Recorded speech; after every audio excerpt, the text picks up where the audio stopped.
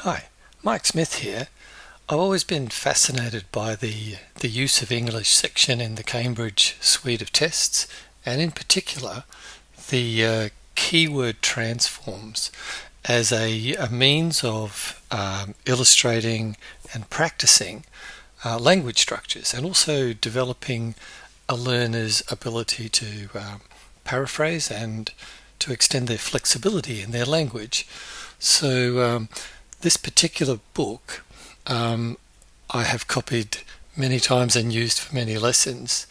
And one of the things I like about it is that it lists the different types of keyword transformations. And then it has examples of these different types. So here, as you can see, you've got active, passive, passive with impersonal it,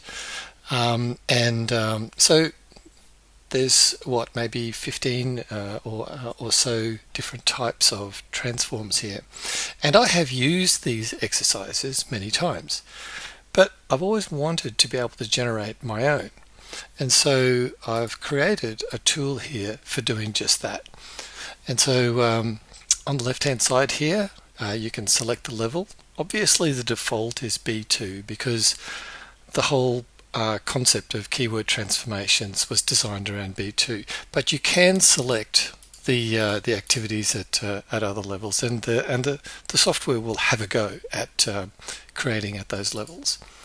B2 is the default, and you can also select the thematic domain, because one of the other issues that I've had with resources like this is that the examples tend to skip around in different contexts, and I found that's unnecessarily confusing and a barrier to learning for learners. So I want to create a set of transformations that are constrained to a particular context or a theme.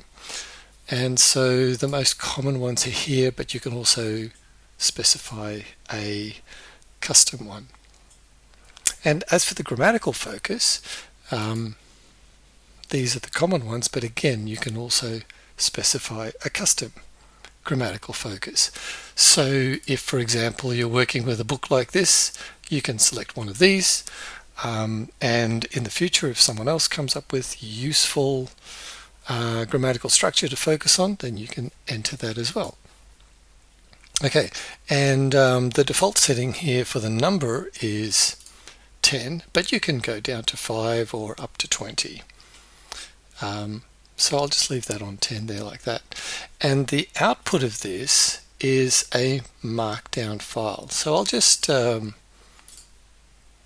select travel and mixed all structures and 10, just to give you an idea of how long it takes to generate this. It'll take about maybe 25-30 seconds. So I'll get that going, and while that's generating the output, I'll show you what it looks like. It comes down in Markdown, which is a basic text format that allows for basic formatting. So for example, headings and line breaks and lists and bold, that sort of thing.